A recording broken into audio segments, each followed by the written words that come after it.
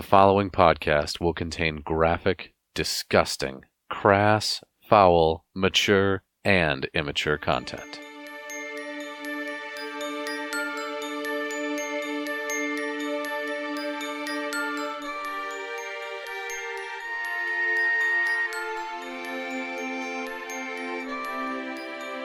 This is Kolvik Darkseed.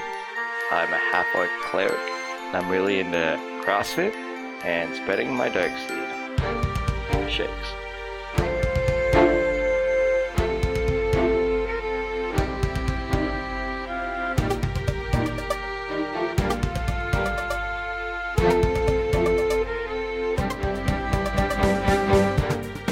I am Melvin. I am a high elf wizard. Unfortunately, sometimes I turn people inside out.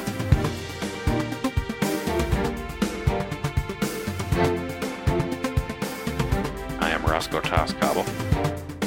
I drink to forget, and I fuck to remember.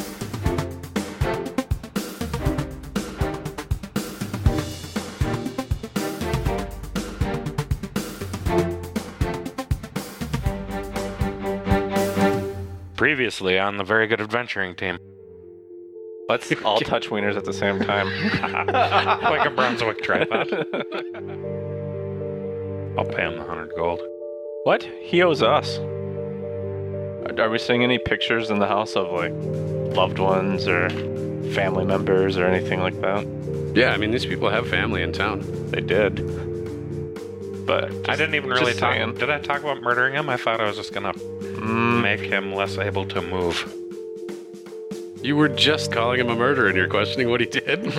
All I said was that we're not blameless in this whole situation. Do you want to murder some hobos? That's the only thing you can do with crabs. Super amazing adventure friends. They never showed up. So Weird. Yeah, but I don't like being his bitch. How does stealing from shops work? in this instance, I'm going to tell you not well. Why would you want to cover a creature in the oil of slipperiness? Because hilarity would ensue. You're gonna have to cut this. Hog leg. And then when I say my horse name. Yeah, hog leg. You get to the point where you think you're probably a half a mile from where these bandits are camped out. I have one of those hood umbrellas for my horse, make sure it doesn't get rained on his head. All three of you are able to get to the edge of the tree line where the bad dudes are. How would you like to proceed? Let's just start all listing off our skills again. I have invisibility, to put that out there. And Okay. also don't forget my amulet. How tall is this guard tower? So the wall of this place is about 12 feet tall, and you can see what looks like half of a normal human being sized thing on the other side of it. The platform behind it is probably like 9 or 10 feet tall. Okay, so I can...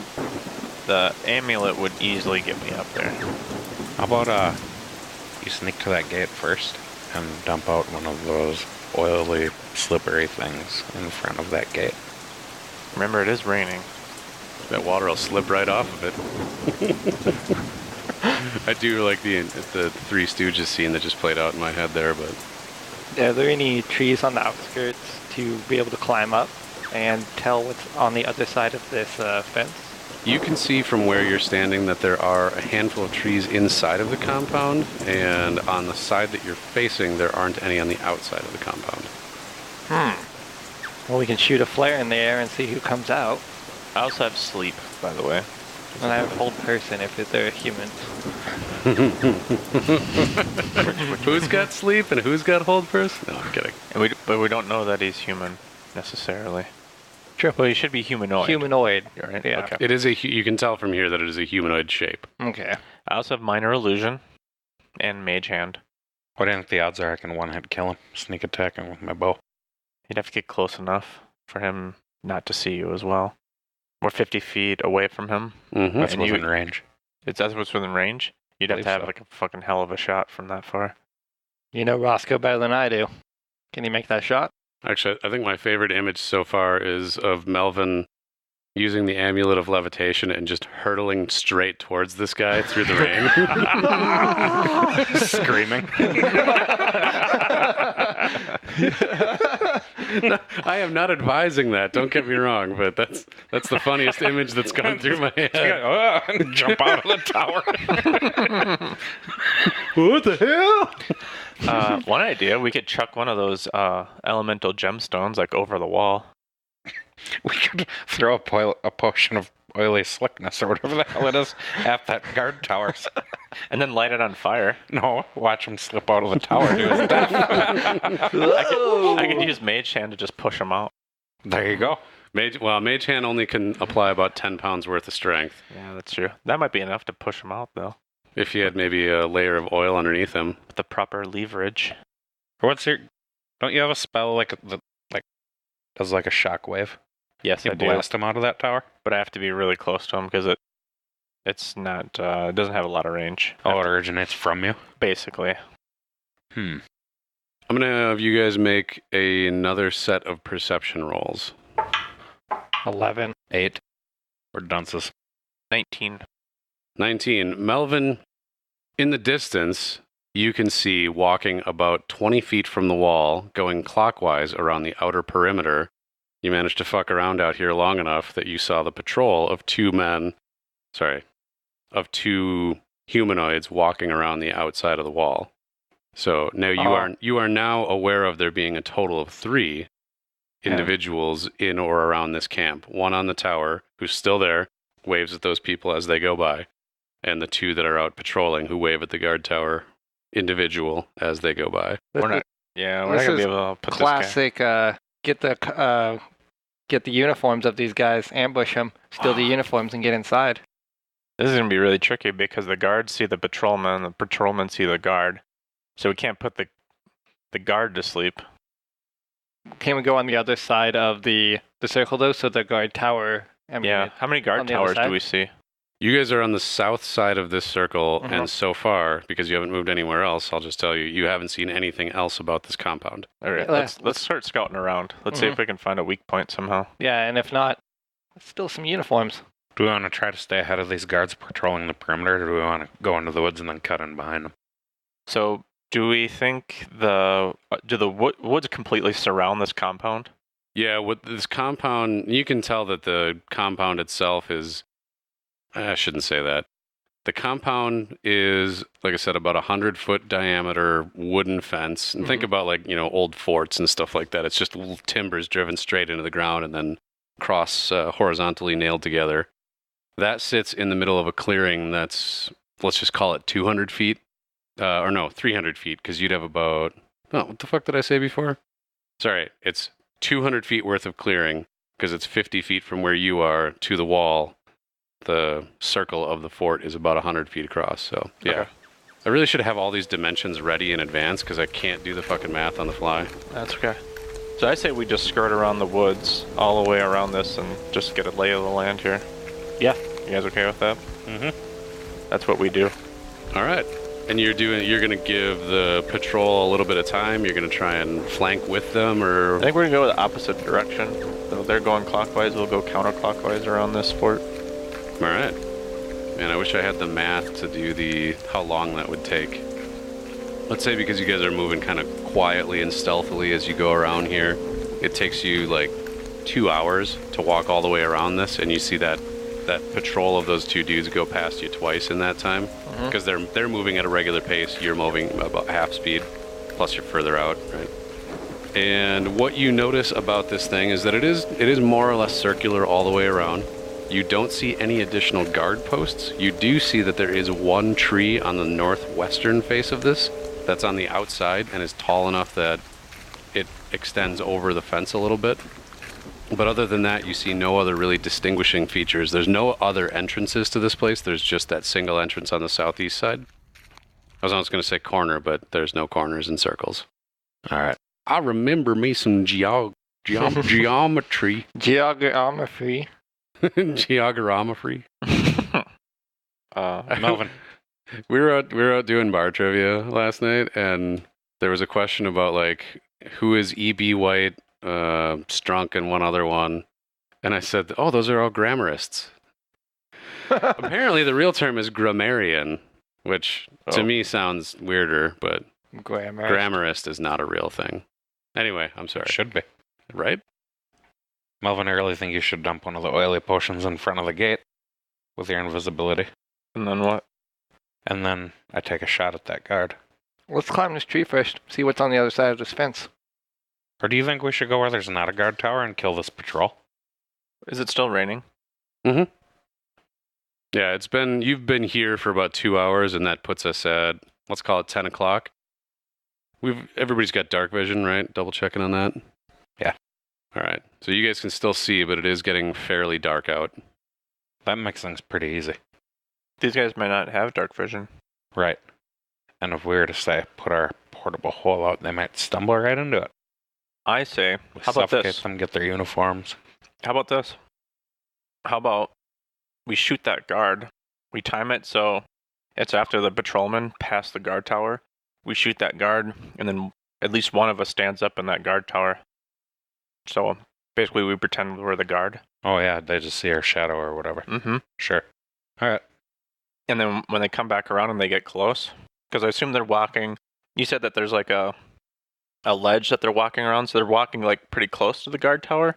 Yeah, they're about 20 feet from the wall. Reasonably close. They're closer to the wall than they are to the edge of the woods. Okay, and then we wait till they get close, and then maybe we shoot them in the face. How do you like that? Let's do that. How do you like them apples, Kolvik? Do your game. You like You're apples? patrol here. Let's do this. It's your plan. All right, so step one is you're going to try and eliminate the guard on the tower, right? Yep, timed for after the patrolmen pass the guard tower. So I guess if I heard you right, we have it maybe around an hour before they come back around? It's about an hour for them to fully circuit this route. Okay. Which definitely gives you, what's an hour? 3,600 rounds of combat or something like that? You got plenty of time. Yeah. So I could cast invisibility on you, Roscoe, if that would help you get closer.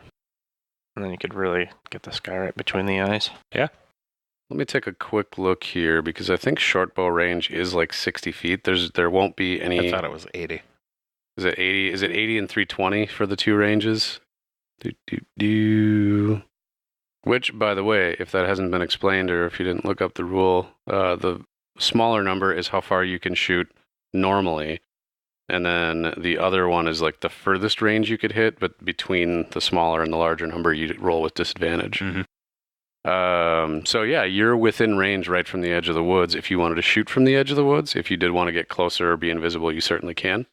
Not trying to steer you in either direction, but there's no disadvantage to rolling for to shooting from where you are. Would he have any advantage if he was closer? Nope. Fuck it. Take the shot, and it's a sneak attack because he's not aware of me. Was that an arrow? He's up there and just... Oh. So I rolled a 12. Uh-oh. You rolled a 12, you say, huh? Let me just do something real quick here. You should have blessed him first. Didn't think about that. So many things. So that is a miss. I'm going to have you roll a D20. 3. So you miss, and you miss in the lower half of the missing range that you could have. So your arrow thunks into the side of the wall. And let's see. Hopefully he's really dumb or sleeping. Oh no. He does not notice. Whoa. All right, now bless him. Okay, yeah. Let's try it again. You're gonna get a bless. And what does that give him? Bless gives you... That's real game showy. Let's get him that blessing. What's that going to send him on with? You bless 3 creatures. Target makes an attack roll or a saving throw before the spell. The target can roll a d4 and add that number rolled. So you get a d4 on top of. Taking another shot? Yep. Do we want a backup plan at all here? Well, I have... It doesn't matter. No. Well, we'll figure that out as it comes. We'll get on our feet, right? Gotcha. The backup plan is no backup plan? Yeah. I think the backup plan is a wizard missile. I rolled an 8. The blessing gives me 3 more for 11. Oh, Roll that d20 again. 17. 17. You miss high this time, and I will roll for something that secretly happens in the background. Okay. So you missed, but it went high. He's not even aware of the arrow that goes. did it land in the fort somewhere? Are you shooting like? Are you shooting like? With your line of sight, like, are you shooting like through the tower, or like through the tower into the fort, or like across I'm sure the it tower? sails clean over if the range is 320 feet, even with penalty. Yeah, I'm positive that's how it works. So It rolls the way the DM wants it to work, which is generally going to lean towards hilarious. Oh, by the way, it's not really like a tower. It's more that you can tell there's just like a platform on the other side of the wall. Okay. So it's not like there's a roof for it to stick in there or anything like that. oh, that's good. Well, fucking keep going. Third time's a charm. We're not tracking ammo, right? No. 8 plus 4 is 12. Oh my god. Roll the d20 again. Oh, we're screwed. 20. 20. All right. Uh-oh. I'm going to have you roll damage. I need 2 more d6. What is my... Yeah, this is sneak attack, so Do you hit a horse or something? It's 18 total. 18 total damage. Okay. From the other side of the wall, you hear a yelp. Oh. Maybe you should put that... We're not doing the oily thing, are we? Am I just shooting at this guard in the tower again? One more time? Before these people come pouring out? Yep, do it without thinking. Or we could wait and see. I already shot. Okay. 21 plus 3 for 24. That is definitely a hit. And what, is this still a sneak attack? Or is Oh, he yeah. aware? Yeah. He's still not aware. All right, so 5 plus... Wow. 19 for 24. 24 damage to the guy in the guard tower. You strike him very solidly. It catches him in the shoulder, and you see him spin and fall off of the guard tower. On the other side of it, though, right? On the other side, yeah, he basically goes backwards off. So he falls into the fort? Yeah. Yes. Ooh, okay. That's not what we wanted. No. All right, let's go quick. We might as well make a run for it at this point. To the guards on the outside? Well, they're still coming around, so Oh. we need to run to this tower, to this platform, and hopefully try to put this guy's uniform on or something. Well, and it's on the it's too late. inside of the I tower. hit one of them with an arrow inside. You could have hit an animal or something for all you know. Yeah, that's true. Well, it's on the inside of the tower, isn't it? So there's the wall and the tower's on the other side of it? Yeah. So how are we getting on the inside? Levitate. Okay. And then I'll throw a rope to you guys. Okay. All right. Give me just a second here. Whoops. So I'm going to grab my amulet and whisper, Ploob. Could just retcon that and say I did bless on all of us, since we're all sitting in that area. I assumed that you blessed Okay. everybody because you could. All right. So you guys dash your way across the 50 feet of open space here. The patrol is pretty far around on the other side, so they're not aware of this, or at least to your guys' knowledge. So you approach the wall. You can hear a little bit of groaning from the other side, just barely over the rain, and you're going to assume that that is the dude that just got shot down from the side of the tower. What would you like to do there, Melvin? Oh, by the way, so Melvin ran up to the edge here. You guys all ran with him? Yeah, I don't know why. Because you're going to come with me, hopefully. You're going to levitate us all. No, I was going to throw a rope over. Oh, And then we're going to climb over. But, so I'm levitating over the wall. How loud is this guy? Like, do I feel like he's going to be attracting a lot of attention, or do I have time to throw a rope over for my friends before I take care of his face? So you are... Alright, so Kolvik and Roscoe are at the outside, but right close to the edge of the wall, right by the gate. Yep. Melvin levitates after whispering "Ploob" to the amulet. You float over the edge, and you can see that the dude that was up on the top of the wall has now stood and is pulling the arrow out, and is beginning... Man, you must have had some serious dairy today. cauliflower and broccoli. No, I've been there. So now that you are over the side of the wall, you can see this guy. He's pulling the arrow out of his shoulder, but he is standing and he's moving around. Uh-oh. He hasn't seen you yet because you're basically hovering above him. But he like grunts and pulls out the arrow. Okay. So I'd like to, since I'm kind of directly above him, right? Mm-hmm. So basically, I just want to take out my sword and then just fall on him with my sword.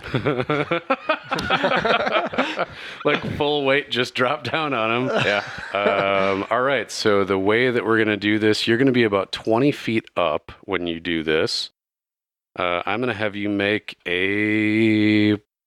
All right. So I'm going to introduce you guys to a rule that I've been thinking about for a little while now. This is going to be the first ever official house rule. I actually have two of them, and I'll explain them both now. The first one is one I'm stealing from the Glass Cannon podcast, which is that when you guys level up, you're going to roll your hit die, and I'm going to roll the same dice, and you get to choose the higher of the two. So that'll help make it so that, either A, maybe we encourage Melvin to roll for his hit points from here forward, because there's 2 dice at least. It's not entirely dependent on your luck. But it'll also make it so that hopefully you guys never get like a 1 or a 2 or anything like that. The second rule that I'm going to introduce, if anything, to make it an interesting podcast, is I can't think of a good name for it. I was thinking of just calling it the cinematic law, which is if you're ever doing something that looks or sounds badass, you can invoke the law of cinema or whatever we call it, and you get advantage on that roll. Cool. Neat. So I invoke the law of cinema. So I'm going to give you advantage on an attack roll with your short sword as you dive down on this guy. And short sword is normally, 1d6? Yeah. I have a long sword, by the way. Oh, do you? I have a 1d8. Excellent. So you're going to roll, first of all, your attack roll with advantage. And let me look at this guy here. Mine says +3 attack on it. Mm-hmm. Yeah, because you're probably adding your dexterity mod to How do you it. roll with advantage as a Dungeons & Dragons noob? Advantage is, it's actually one of my favorite things about this entire system. You roll 2 dice and you take the higher. Okay. If you have disadvantage, you roll 2 dice and you take the lower. So if I roll with the computer, that's why I get 2 numbers. Correct. All right, very good. And it's must be a +1 sword. I didn't know that. It must be a +1. It's actually going to be, let me just get your character got sheet that. open. +1 from the pond that splashed on us. Yeah, because you had your longsword when we dove good into one. the pool. Yep. It was a long time ago. Yeah, it was. Nice job. All right. I invoked the rule of cinema, and I don't even know. I've never seen this really happen in a movie or anything, but basically I'm just going to drop directly on this guy Excellent. like I'm sitting on a sword. I like to think that you're sitting like cross-legged Mhm. with your sword like down. Oh, like I'm meditating, and I'm just like going to meditate my sword into his head. That's nice. Roll that attack roll. Oh, nice. That would be a 17 + 3 for a 20. All right, that is definitely going to be a hit on this guy. Your normal damage for your longsword would be 1d8 + 1. What I'm going to actually grant you on this then is I'm going to have you roll a d8 and then also 2d6 as you pile drive your sword down into this guy in a hopefully tender and vittles kind of area. 1d6 plus, or 1d8 plus 2d6. And that gives us 15. Excellent. You do a total of 15 damage to this gentleman, which, by the way, you now notice is wearing a white sash. That's just an identifier for combat, by the way. It doesn't mean anything in game. Okay. Suppose we didn't really know if these guys were Good or meant us harm.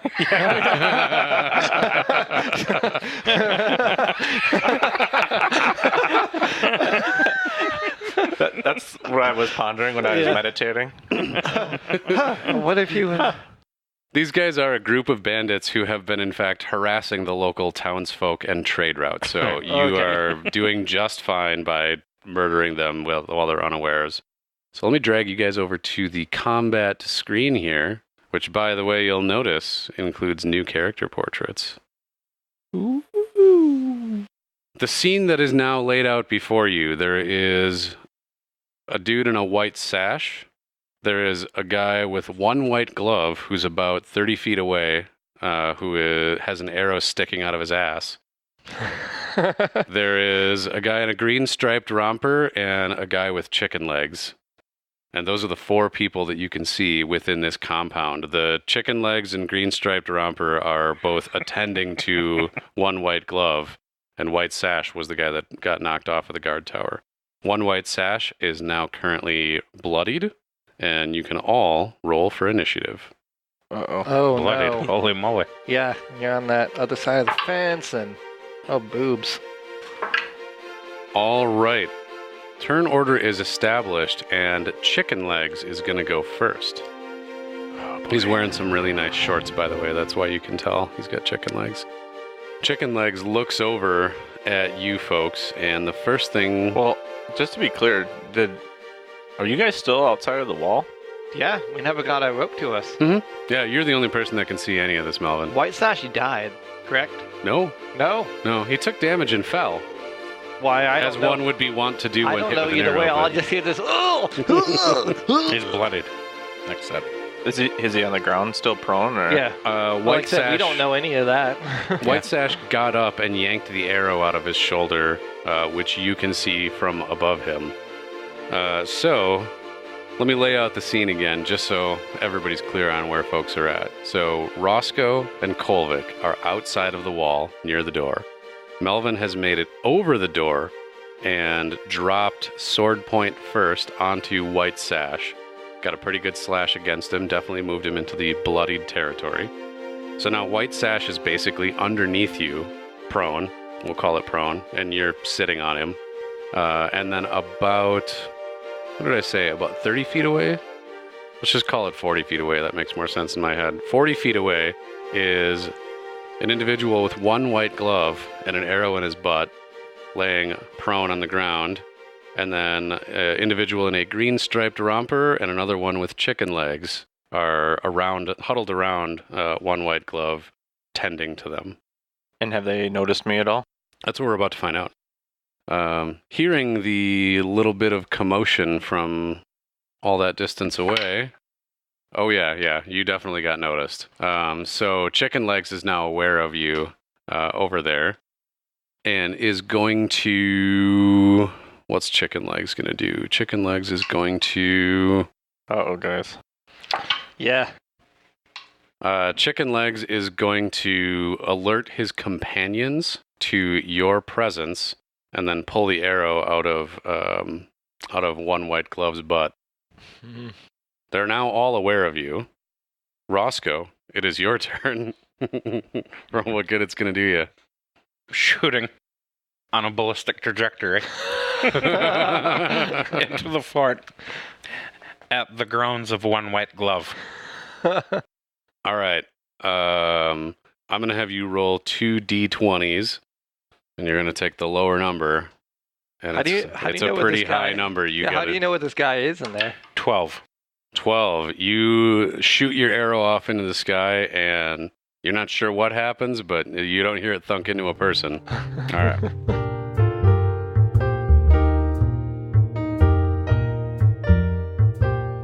Hello, lovely listeners. Oh my God, folks, I am so tired right now. I'm supposed to be on an early morning flight in like 4 hours, but I needed to get this episode together before flying out. The things I do for all of you. The things I do for love. This week, we received another delightfully accurate review, and this time it's from Doolenheim. It's good to keep in mind that this podcast is not at all suitable for all audiences, as they tell you at the beginning of the show. As my title implies, it contains crass and crude humor that'll make you laugh at the characters' antics and the situations they get themselves in. Although the laid-back tone used by the participants at times be soothing enough that my attention lapsed, I feel this exemplifies how comfortable one can feel at listening to the VGAT. The editing is smooth most of the time, and my only suggestion is that a leveler could be used to keep all of the voices in a matching volume. But overall, this is a very minor gripe. Overall, this podcast is a solid recommendation from yours truly. Thank you so much for those kind words, Doolenheim. Just out of curiosity, I clicked on Doolenheim's name only to find that they had not left reviews for any other podcasts. We were the only ones. Dulenheim, I just want to personally thank you for going above and beyond just for us. Just for us. It's very flattering. And I'm still learning editing. Sorry. I'll do my best to get better at leveling, but thank you for the feedback. You might remember a little while back, I did a quick plug for a project I'm pretty excited about, which is called the Retroverse. If you go to lasersandliches.com, you can see what they're up to. I believe the Kickstarter goes live on April 10th. If I'm doing my math right, that means you're only 2 days away once this episode is released. Folks, I hope you know by this point that we don't have any paid sponsors, and I'm actually just pumping this project from Chris, aka Snicklesocks, on Twitter, and Ewis because I'm so into it. And by the way, Ewis, I'm sorry I fucked up your name so bad in that last shout-out. Anyway, I very rarely purchase additional books and supplements and third-party products for D&D gameplay, but this one looks really frickin' awesome. Check it out, and if you're interested, maybe throw their Kickstarter a few bucks. Anywho's who what's it, that's enough of my babble for this week. The episode awaits.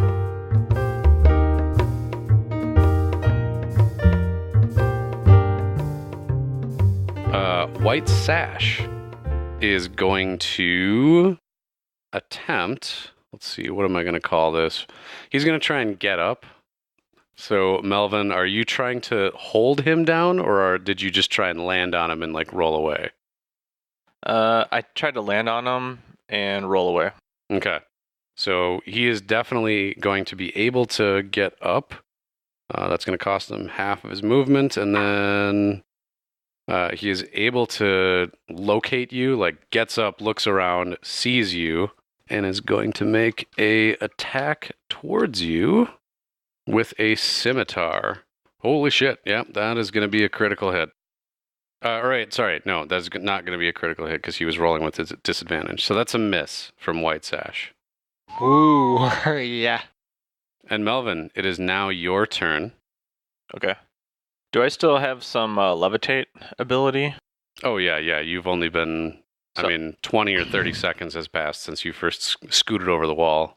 So, are there stairs that go up to that higher platform, or how do now that I'm able to see inside of this fort, how are people able to get up to this higher platform that's around the wall? So, what you can see from where you are, as you look towards essentially where your companions are on the other side, going from right to left, you see a ladder that goes up to the platform, which stands about 10 feet tall, and then the door, which is it's like a double door with like a 2x4 essentially going across it, and then wall on either side in the distance from that.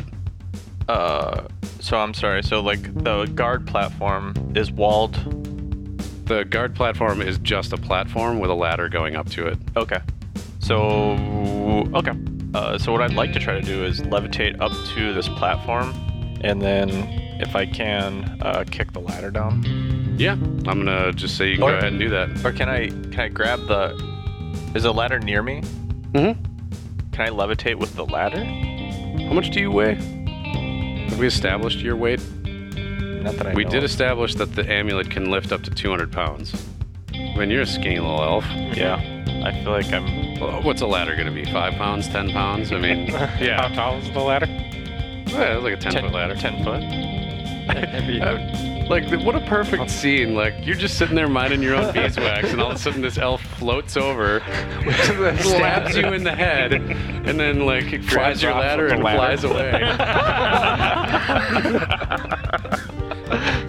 That's goddamn ladder stealing elves.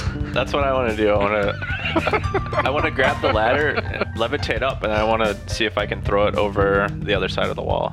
Are you trying to stay levitated above the wall, or are you trying to get on the other side of the wall?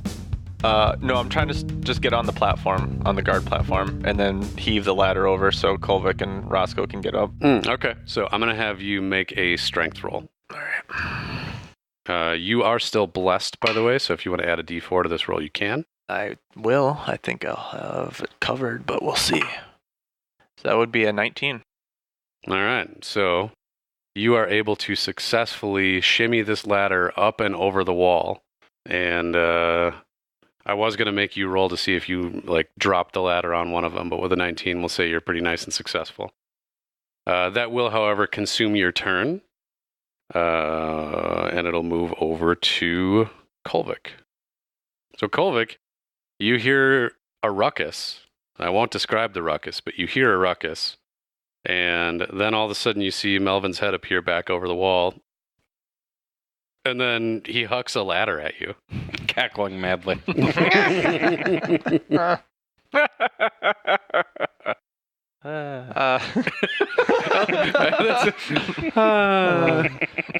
this is just leading He's up just to having that. a great time up there. Finally, some entertainment in my life. So this is leading up to the guard tower. Well, right now the ladder has been tossed over the side. The guard tower is on Melvin's side of the wall. So you've just got the flat outside surface of this wall and then a ladder laying on the ground. Okay, I thought he made it sideways. Okay. Well, I'm going to go ahead and propped it up so it's directly to that tower and we can climb up to where Melvin is. Okay.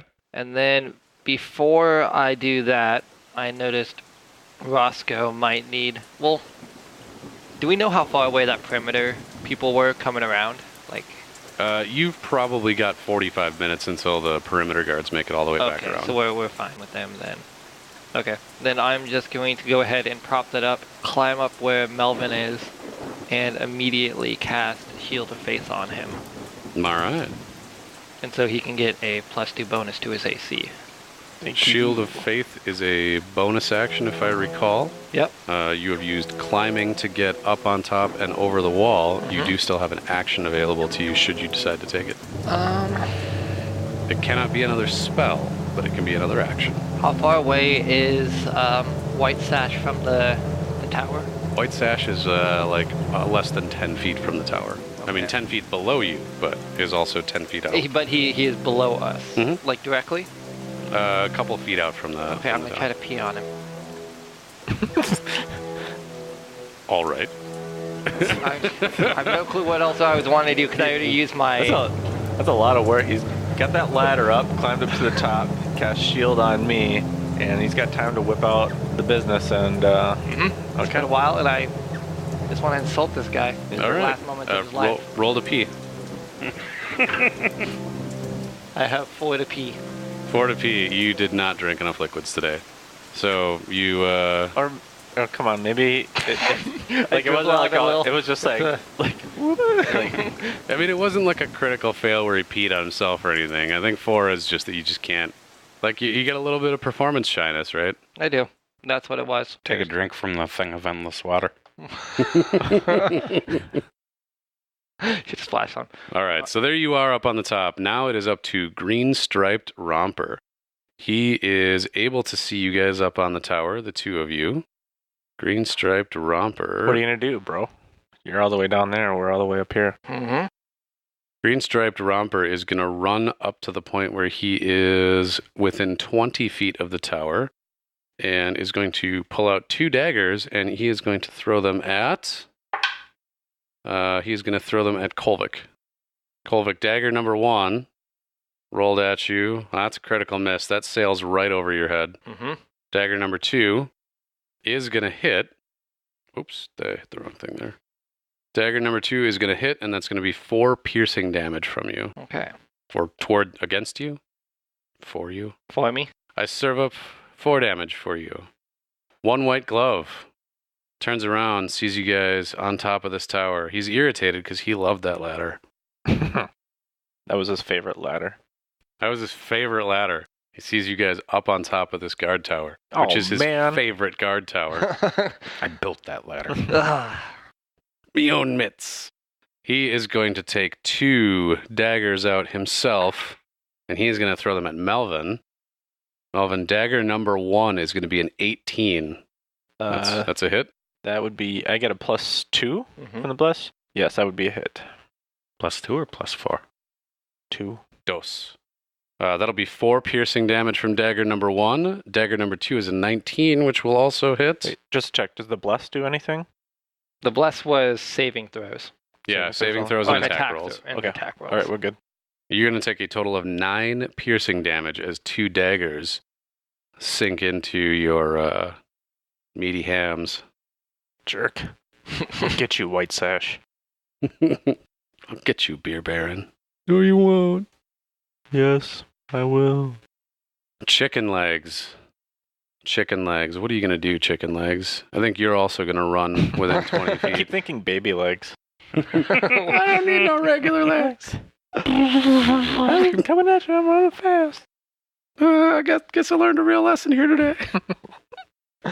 That guy is also going to pull out Dos Daggers. All these sash assholes have daggers. Yeah. Yeah, I really probably should have varied up their weapons a little bit and whatnot, but, they're not an original crew. Melvin, they're going for you again.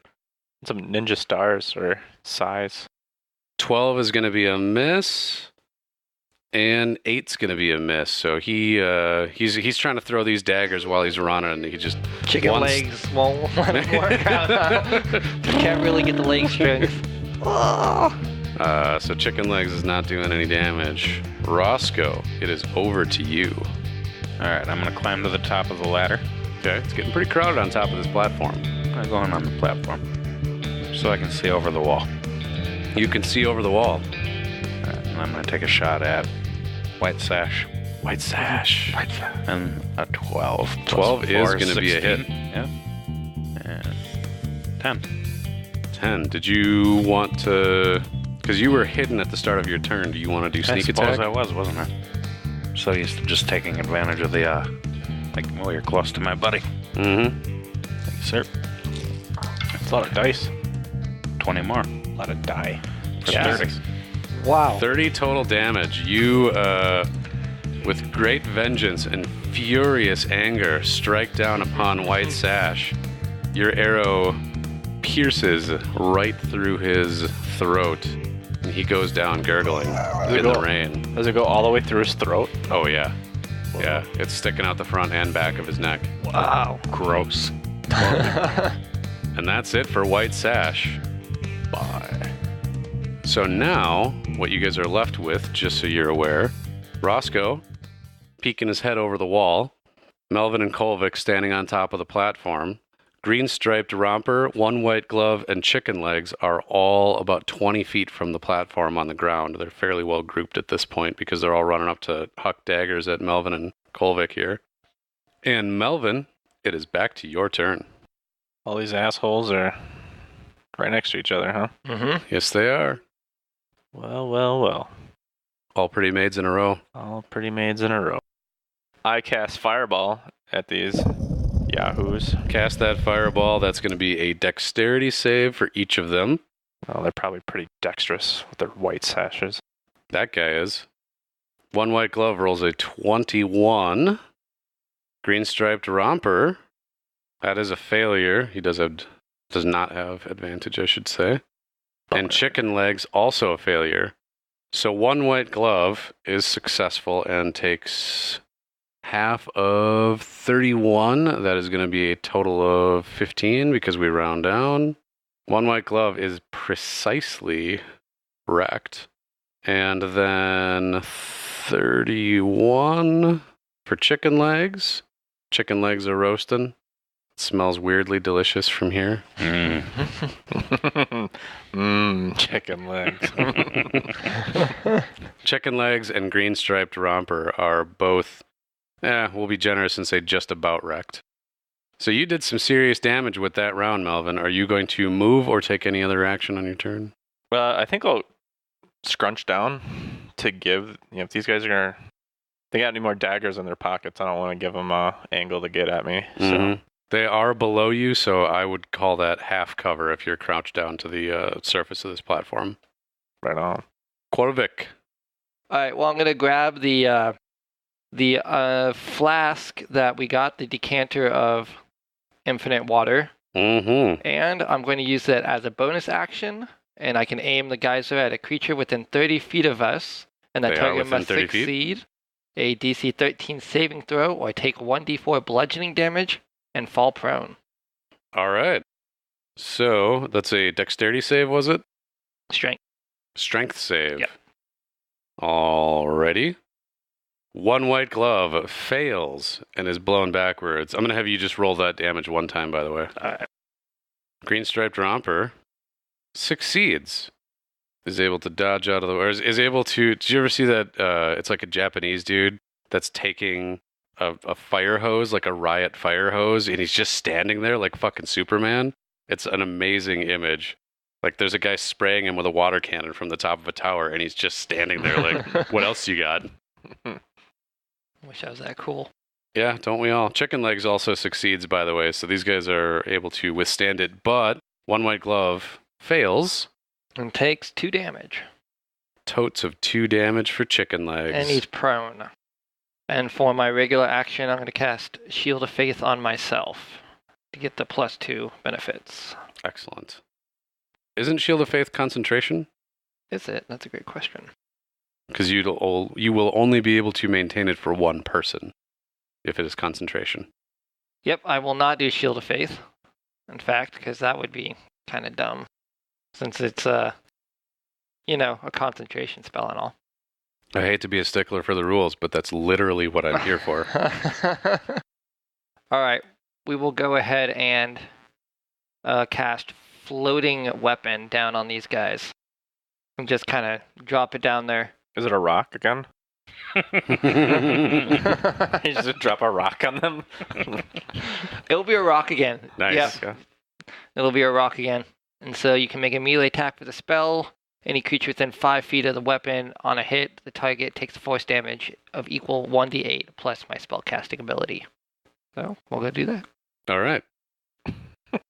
So you can get any 2 of these guys. So in a row it is chicken legs, one white glove, and green striped romper. So you could hit you could hit chicken legs and one white glove, or you could hit one white glove and green striped romper because it's within 5 feet of it, right? Right. Let's go ahead and do one white glove and green rompers. 15 is going to be a hit. Go ahead and roll your DMG 7 force damage. All right, Golvik, that ends your turn. Green striped romper is one So, of the ones. am I going to hit 2 of them or just one of the guys? Oh, you did I just That's gonna be assumed the same seven for attack both. roll and damage Okay, for both, so they perfect. both took it. Oh, okay. I mean, what did that look like? Is it like a glowing rock that you just, Yeah. drop over the side? Mm-hmm.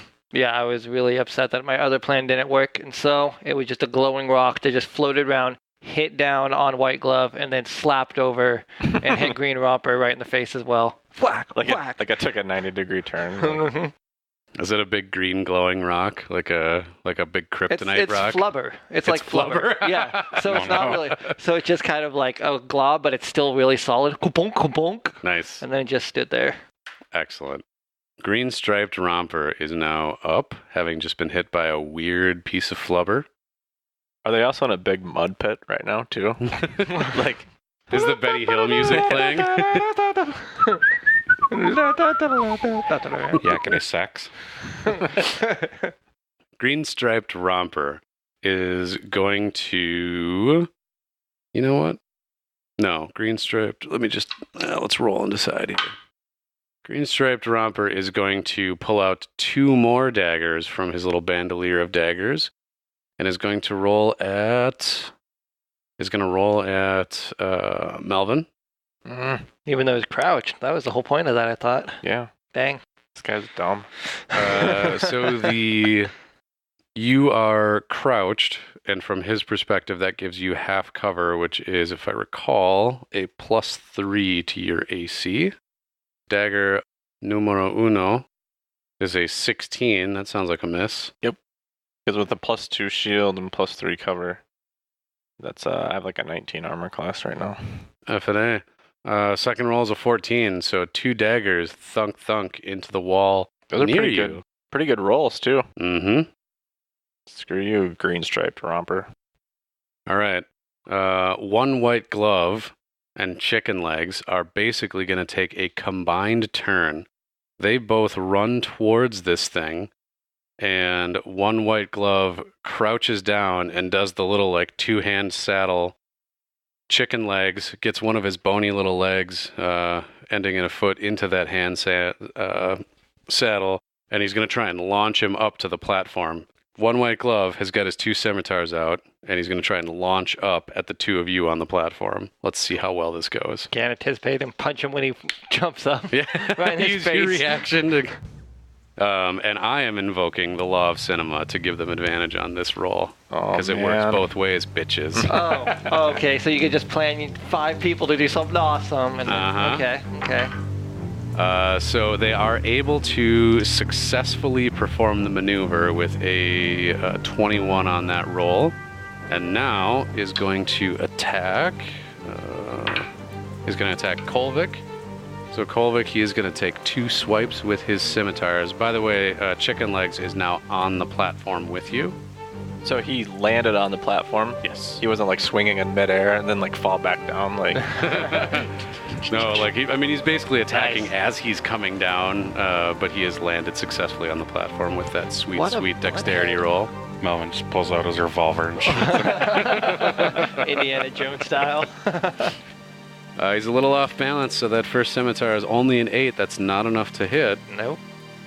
Second scimitar is a 13, so not enough to hit. He's able to get onto the platform, but is not able to connect with either scimitar. That gets you past all of those dudes' turns, and now, Roscoe, it is back to you. To my knowledge, you still have your head poked up over the wall, but you're still on the ladder. All right, so I'm going to take a shot at...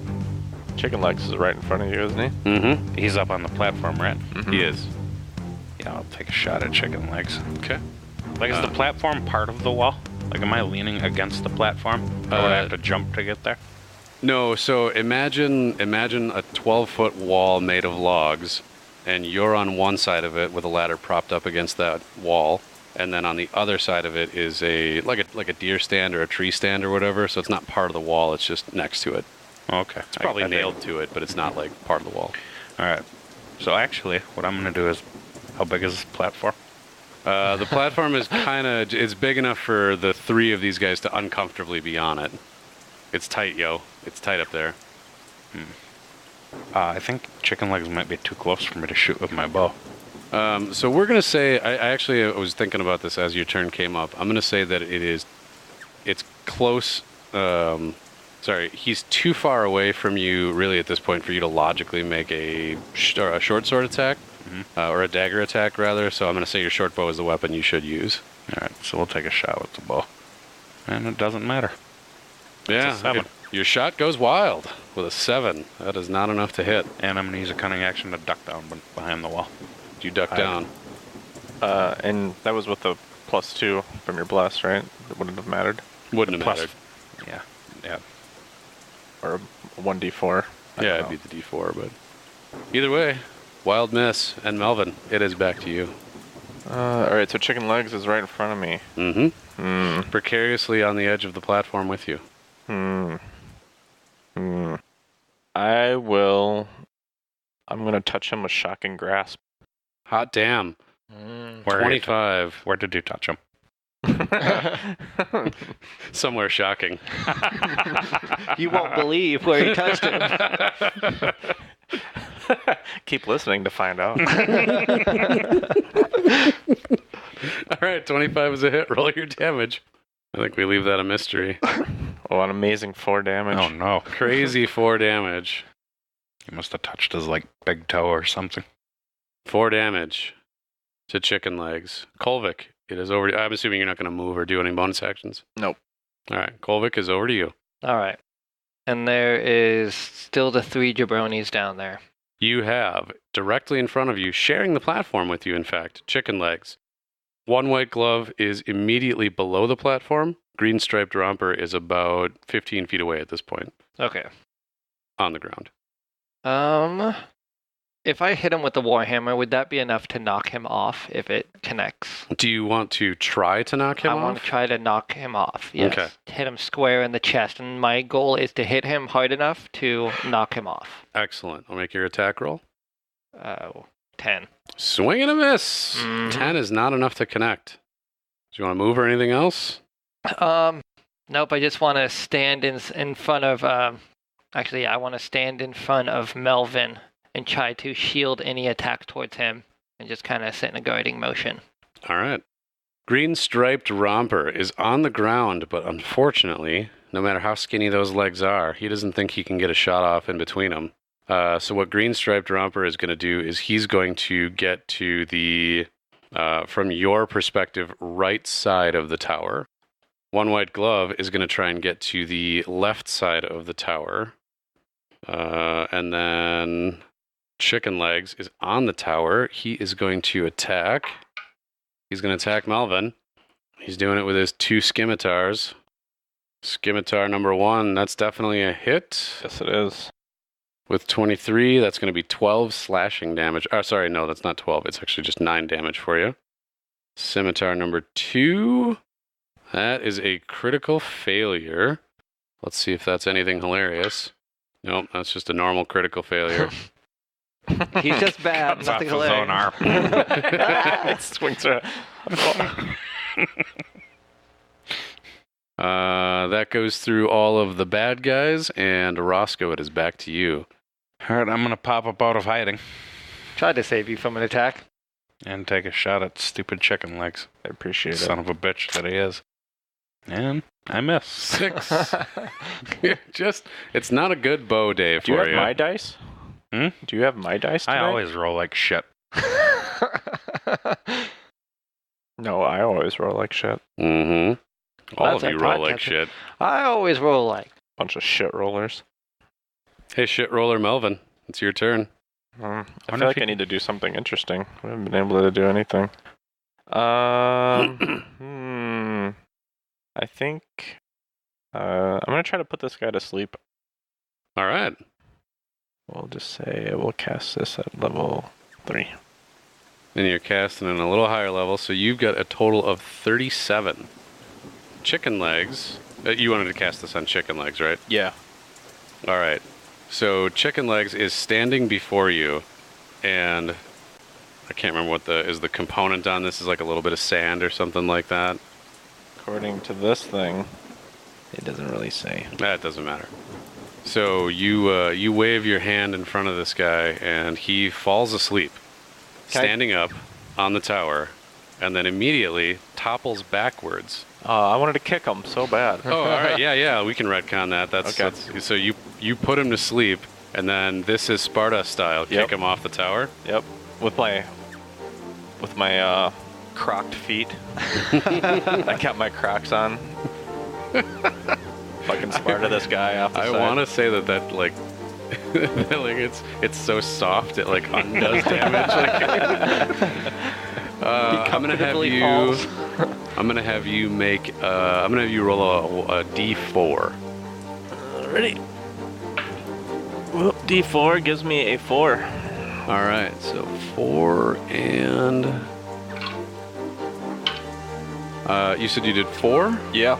All right, so Chicken Legs falls backwards, is kicked backwards off of this platform between your kick and then landing basically on his neck on the way down. He takes 14 points of damage. Is he still sleeping? No, that woke him up. I could probably sleep through getting kicked off a platform. This guy is a trained professional.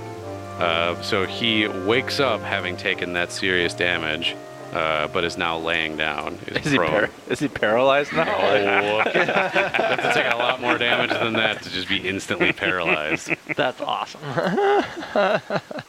Kolvik, it is now over to you. All right. Well, that kind of threw me off balance. I wasn't thinking he was going to go over, so give me 1 second here and go through my ideas. Oh, it's spiritual weapon. Is he still running around? Oh yeah. I think that stays around until you dismiss it, Okay. So that's or you get a minute or something like that. But Your flubber rock.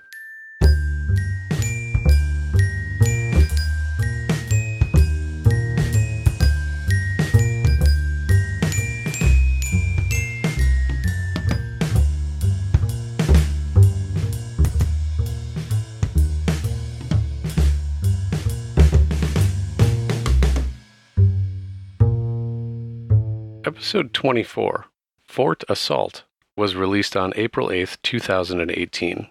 We'll keep this rolling next week on another episode of The Very Good Adventuring Team.